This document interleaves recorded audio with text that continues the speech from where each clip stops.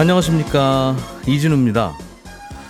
한미일 세 나라 정상회담이 열렸는데요. 이 자리에서 논의됐던 많은 이슈들 중에 특히 우리나라 경제에 영향을 줄 만한 것들은 뭐가 있는지 좀 자세하게 분석하고 정리를 해보겠습니다. 회사가 직원들에게 지급하는 복지 포인트도 근로소득세 부과 대상이라는 법원의 판결이 또 나왔습니다. 법원은 이 복지 포인트가 통상임금으로 인정까지는 안 되지만 그래도 근로소득으로는 봐야 된다고 판단을 했는데, 법원은 왜 이런 판단을 했는지, 그리고 이번 판결의 쟁점과 파장은 뭘지 살펴보겠습니다. 중국의 중앙은행이 기준금리를 소폭 내렸습니다. 이 소식도 챙겨서 들어보겠습니다. 8월 22일 화요일 손에 잡히는 경제 바로 시작합니다. 네, 오늘도 MBC의 양효걸 기자, 그리고 남국민 경제뉴스 큐레이터, 손에 잡히는 경제의 박세훈 작가, 이렇게 세 분과 함께합니다. 어서 오세요. 네, 안녕하세요. 자, 오늘은 한미일 정상회담 이야기 남국민 큐레이터가 준비해 오셨는데, 이런저런 발표도 했고 합의도 됐는데 경제 분야에서도 여러 가지가 발표가 됐어요. 보통 이런 이야기 듣다 보면 그냥 다 뜬구름 같아서 뭐 그냥 만났다는 얘기구나 싶은데, 이게 나중에 하나하나 또 짚어보면 그게 그때 그래서 생긴 변화구나라는 경우가 많아서 이건 이벤트 있을 때 좀 정리를 해보면 좋은데, 경제 분야에서는 어떤 내용들이 좀 들어있었어요? 네, 이번에 세 나라 정상이 모였고 외신에서도 굉장히 의미가 큰 합의가 있었다 했는데, 아무래도 관심이 이제 안보에 쏠리다 보니까 경제 이슈는 자세히 알려지지 않고 있거든요. 그래서 이날 회담 내용 중에서 경제적으로 중요한 문제가 많아서 한번 정리를 해봤는데요. 되게 이런 이슈는 정치부 기자들이 나가서 취재해서 쓰기 때문에, 그렇죠. 무슨 합의를 해도 항상 안보 정치 이쪽으로 정리가 되더군요. 네. 예. 그래서 이번에는 경제 내용을 쏙 뽑아가지고 정리했는데요. 예. 크게 키워드 3개로 정리할 수 있습니다. 첫 번째 키워드는 공급망인데요. 세 나라가 공급망 조기 경보 시스템을 구축하기로 했습니다. 예. 그러니까 코로나 때 중요한 원자재나 부품이 모자라서 공장이 멈추고 물가가 급등하는 경험을 했잖아요.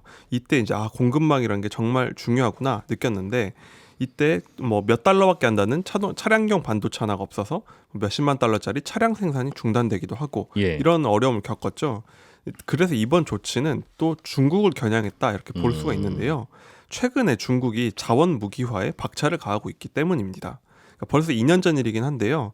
그 해에 중국이 석탄 부족을 겪으면서 이걸 활용해서 만드는 요소수 수출을 중단했습니다. 이것 때문에 이제 한국에서도 대란이 일어났었죠. 그러니까 이거는 의도한 수출 통제는 아닌데, 최근에는 반도체 등 첨단 산업에 들어가는 막 갈륨, 게르마늄 이런 거 수출 통제에 나섰거든요. 본격적으로 무기화를 한 거죠. 그러니까 그러면은 이렇게 중요한 원자재 수출을 중단하면 우리 세 나라가 함께 대응하자, 이렇게 약속을 한 겁니다. 지금도 우리도 중국산 원자재 많이 의존하고 있고, 또 일본 2011년에 히토류 금수 조치를 당하면서 치명적 타격을 입었던 만큼 굉장히 관심이 많은 문제입니다. 이건 우리 입장에서는 뭐 도움이 되거나 고마운데요. 우리는 원자재 부품 수급하는 데 있어서는 미국, 일본보다 우리가 더 잘할 게 없는데, 그래도 문제 생기면 같이 도웁시다 하니까 그건 좋은 일 같고. 네. 네. 그래서 구체적으로 어떻게 하냐 얘기를 들어보면, 이 조기 경보 시스템이라는 건요, 한미일 세 나라가 파견한 제외 공간 인력들이 있잖아요. 이 인력들이 이제 각자 다 이제 이런 물자 관리 같은 걸 하거든요. 그런데 이제 세 나라가 동향을 파악한 걸 이제는 함께 공유하자는 겁니다. 그러니까 평소에 정보 수집을 하면 우리는 이걸 알아왔어, 이렇게 공유를 하고, 만약에 위험 조짐이 보인다 하면 세 나라가 같이 모여서 협의를 하자는 겁니다. 여기 내용 중에 이제 산업장관들이, 세 나라 산업장관들이 주기적으로 모이는 내용도 있거든요. 그러니까 이런 절차를 통해서 대비를 한다는 거죠. 뭐 예를 들어 중국이 A 원자재를 한국에 수출하는 걸 중단하려고 하면 미국이나 일본에 혹시 재고가 있는지, 대체 공급선이 있는지 알아보는 겁니다. 거꾸로 미국이랑 붙으면 또 한국, 일본이 도와주고. 그렇죠. 일본이 좀 곤혹스럽게 되면 미국, 한국이 좀 찾아주자. 네. 이게 서방 일각에서 논의되던 경제판 나토라는 게 있는데요. 한 나라가 이제 이런 경제적인 뭔가 공격을 당하면은 함께 대응하자, 이런 얘기가 있었는데, 이번 구조가 비슷한 형태다, 이렇게 볼 수 있습니다. 네. 그리고 두 번째는요? 두 번째 키워드는 기술인데요. 사실 요즘은 기술이 바로 안보랑 연결되는 세상이라 뭐 이미 굉장히 중요하게 다뤄질 거다 예상했던 분야입니다. 그러니까 세 나라가 이제 AI, 양자 컴퓨터, 우주 기술 같이 이제 최첨단 분야에서 같이 연구를 하기로 했는데, 구체적으로는 각 나라마다 대표적인 국립 연구기관을 지정을 하고, 이 연구기관들이 같은 기금을 써서 연구를 하기로 한 겁니다. 예. 그러니까 지금 이제 기술 안보가 굉장히 중요해졌잖아요. 그리고 적대국은 접근을 막지만 이 나라끼리는 같이 연구해서 공유하자 약속을 한 겁니다. 예. 그렇게 하면서도 이제 방어벽을 쌓았는데 이거는 미국이 지난 6월 달에 혁신기술 기동타격대라는 기구를 만들어 설치했어요. 예. 이게 뭐냐면은 일종의 기술 경찰입니다. 기술 빼내는 거 막는 전담 기구예요? 그렇습니다. 기술 간첩을 잡는 기구인데 예. 한일도 비슷한 성격의 기구를 각자 만들고 그 기구들끼리 정보 공유를 하기로 한 겁니다. 예. 그러니까 기술계의 인터폴 같은 역할이다 이렇게 볼 수 있는 거죠. 예를 들어 삼성전자 반도체를 빼돌리는 적대국 스파이를 미국이 찾았으면 예. 이거를 삼국이 공유하면서 같이 대응하기로 했다 이렇게 네. 말할 수 있습니다. 그렇군요. 세 나라가 앞으로 친하게 지냅시다라고 하는 총체적인 주제에 동의되면 지금 말씀해 주시는 건 굳이 얘기 안 해도 서로 하게는 되는 이제 그런 그쵸. 일인 것 같긴 하네요. 예. 또 어떤 얘기가 있었습니까? 예, 마지막 키워드는 아세안인데요. 예. 한미일 회담에서 웬 아세안이 나왔나 뜬금없다 생각할 수도 있는데 삼국 정상이 발표한 공동 성명에 보면요. 한 꼭지를 아래에서 아세안을 언급하고 있습니다. 여기 내용이 아세안 중심의 지역 구조를 지지한다 이런 내용이 있는데 이게 무슨 내용이냐면 이 지역에서 이 지역을 더 존중한다. 이 지역을 중심으로 움직이겠다. 이런 얘기를 한 겁니다. 그러니까 성명에서 3개국이 이제 개도국 지역 개발할 때도 같이 하자 약속을 했거든요. 예. 그러니까 동남아 같이 아직 더 개발이 필요한 지역을 진출할 때 세 나라가 팀을 만들어서 한미일 팀을 만들어서 전략을 짜서 움직이자. 이런 카드를 내놓은 겁니다. 아시아를 그냥 두면 중국이 영향력을 계속 확대할 것 같고 네. 또 중국이랑 싸우다 보면 아세안이 중국의 대안이 되기도 해야 계속 싸울 수 있으니까. 그렇습니다.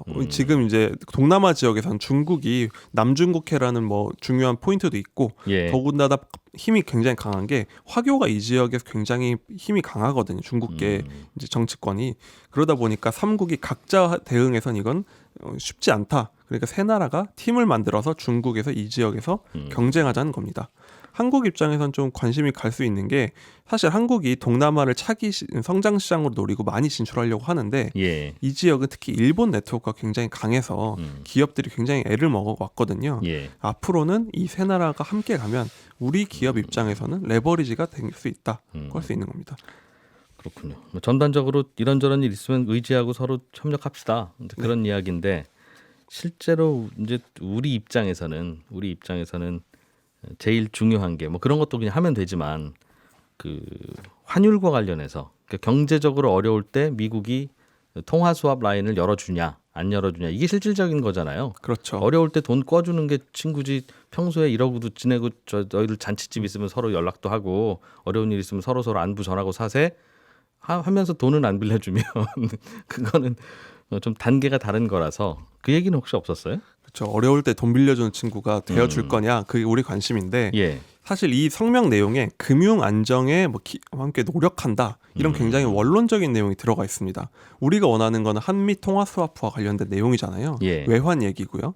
그런데 구체적인 내용은 아직 담겨 있지 않다 이렇게 볼 수 있는데 그런데 지금 변화가 될 수 있는 기대하는 부분은 뭐냐면 현재 일본은 미국과 무제한 상시 통화 스와프를 체결한 상태입니다. 예. 그러니까 엔화는 무제한으로 달러로 바꿔주고 있거든요. 그러니까 일본은 금융 위기라는 건 없다는 거죠. 이론적으로. 그렇죠. 이 예. 구조상 그렇죠. 그런데 한국은 한일 통화 스와프를 하고 있습니다. 그러면은 세 나라가 이렇게 친하게 지낼 거면 우리 입장에선 우리한테도 앞으로 좀 잘 열어줬으면 좋겠다 예. 얘기를 할 수 있는데 앞으로 아마 논의 기구가 될 건 삼국 재무장관 회의를 이제 연례화하기로 했거든요. 아마 여기서 우리 쪽에서는 끊임없이 이 부분을 요구하지 않을까 싶습니다. 얼마나 친한 사이냐는 네 돈 내 돈 가리냐 안 가리냐. 그렇죠. 이제 그럴 때 정해지는 건데 뭐 그런 카드는 좀 나중에 쓰겠다는 건지 아니면 아직은 한미가 그런 관계까지는 아니지 않느냐는 이야기인지는 좀 더 지켜보죠. 양효걸 기자, 네. 회사가 직원들에게 제공하는 복지 포인트 뭐 다양하게 많은데 네. 회사에서 뭐 콘도도 주기도 하고 뭐 네. 각종 물품으로 주기도 하고 네. 특히 이제 큰 회사 좋은 회사는 이런 거 많잖아요. 맞습니다.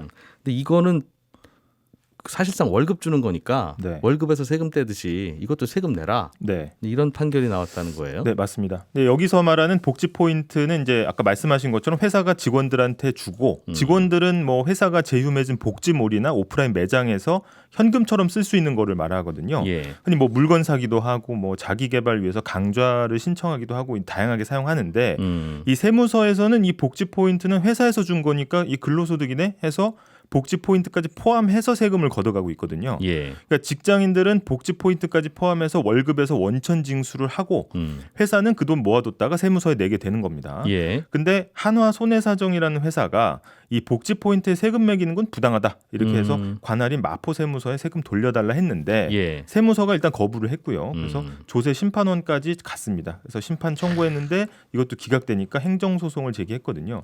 그런데 이 건에 대해서 행정법원이 이 복지 포인트에 세금 매기는 거는 맞다, 정당하다라고 해서 이제 패소한 사건입니다.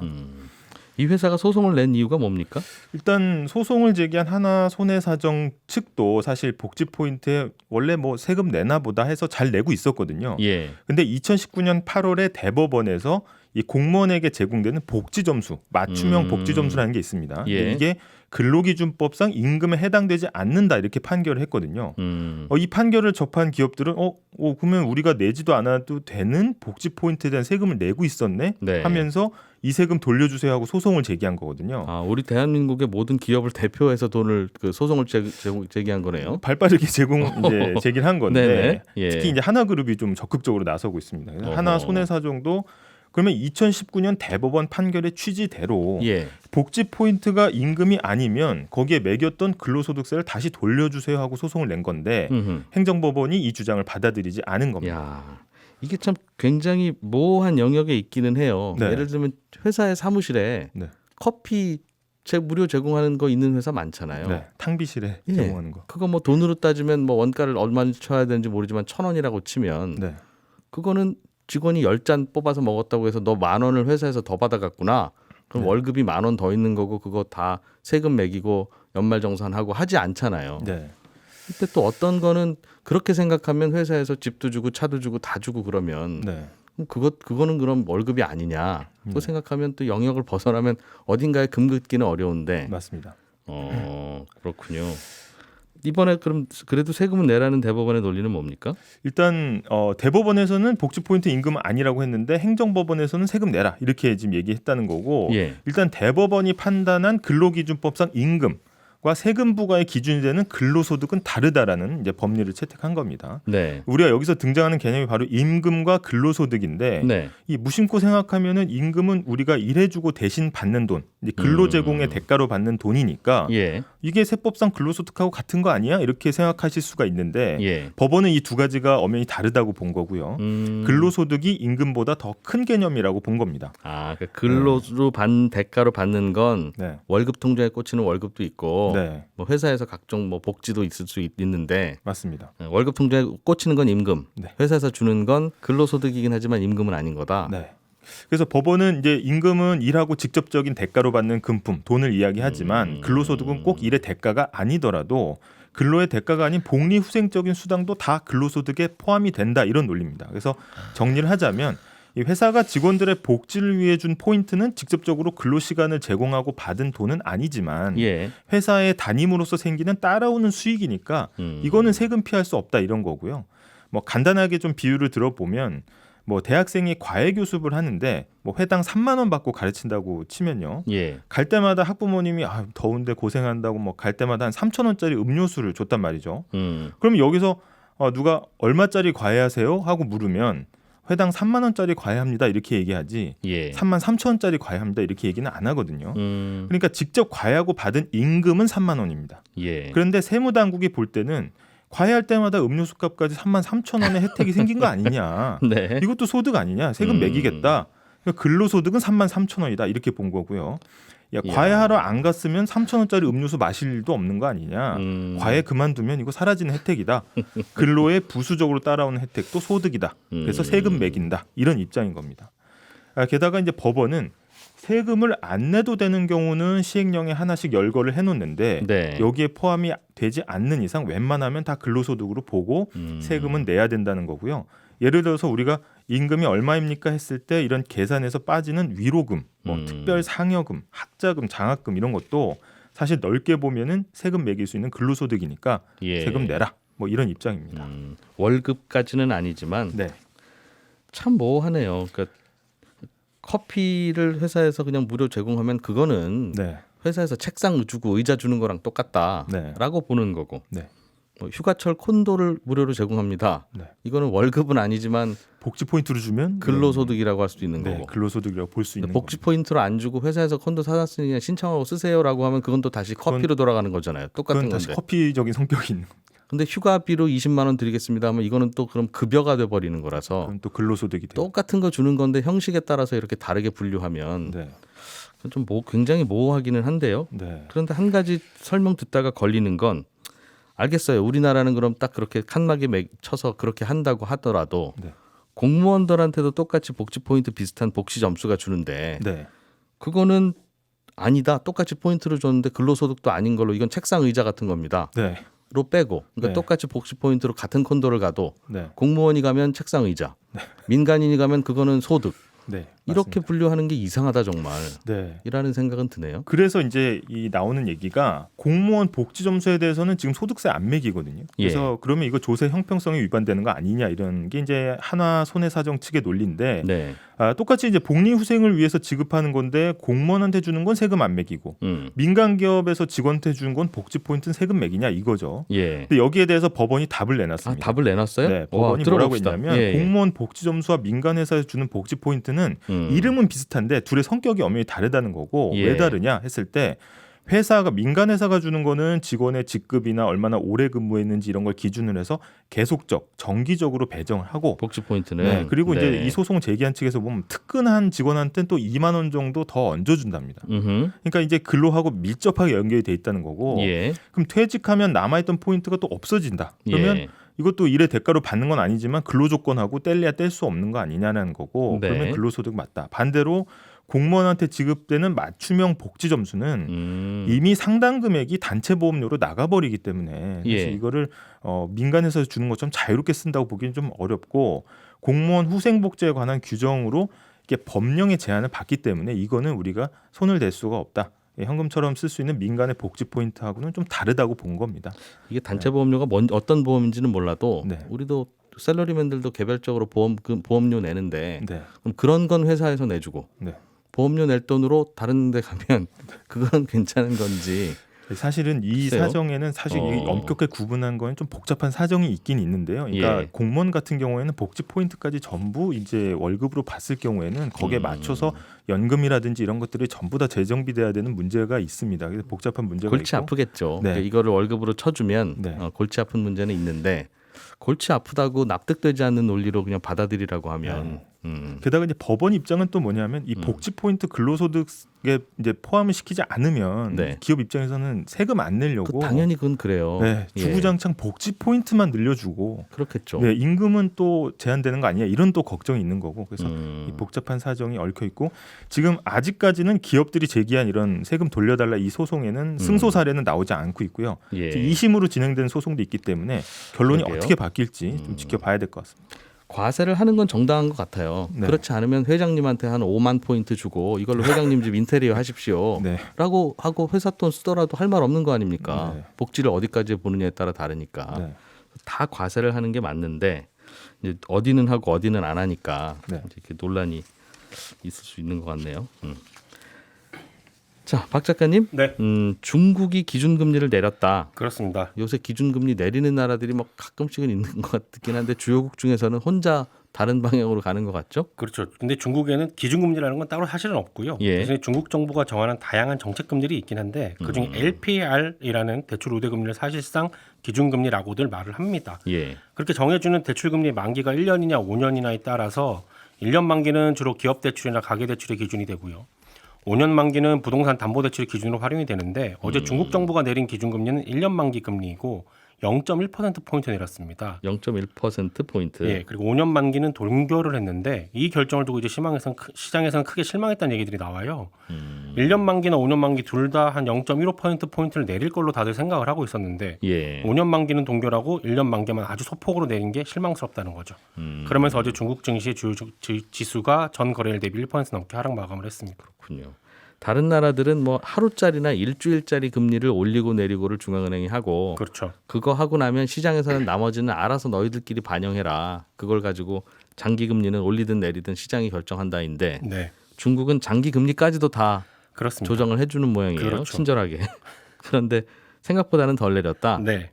좀 내리려면 시원하게 내리지 경기도 안 좋아서 고민하면서 찔끔만 특히 단기만 찔끔 내린 거에 대해서는 어떻게 해석들을 하고 일단 있습니까? 기준금리를 내리는 건 돈 싸게 빌려줄 테니 그 돈으로 소비나 투자를 하라는 건데 예. 중국 사람들이 요즘 앞으로 경제가 어떻게 될지 모르니까 불안해서 돈을 잘 안 쓰거든요. 3년간 지금 가계 저축률이 계속 올라가고 있습니다.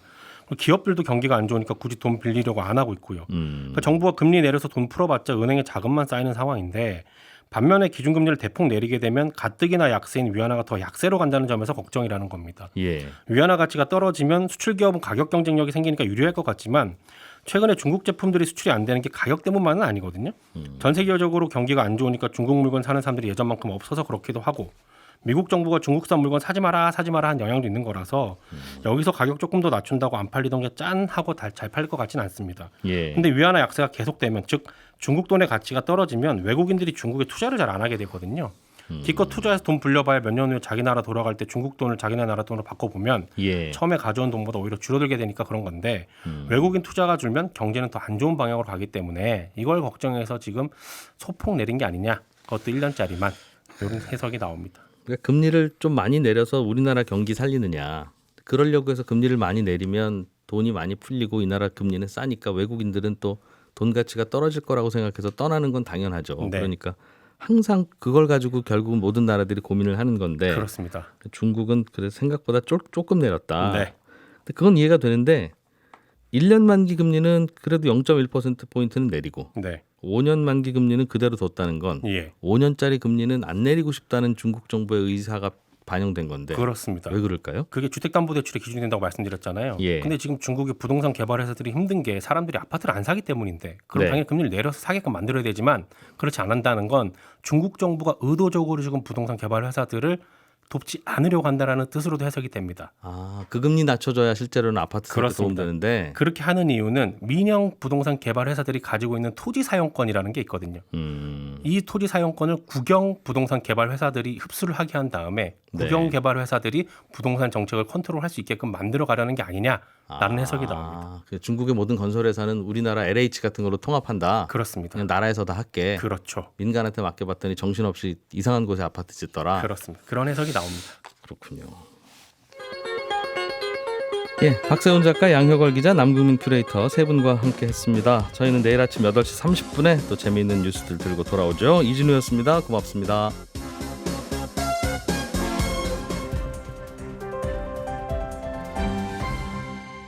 경제를 생각하는 사람들의 즐거운 습관. 이진우의 손에 잡히는 경제.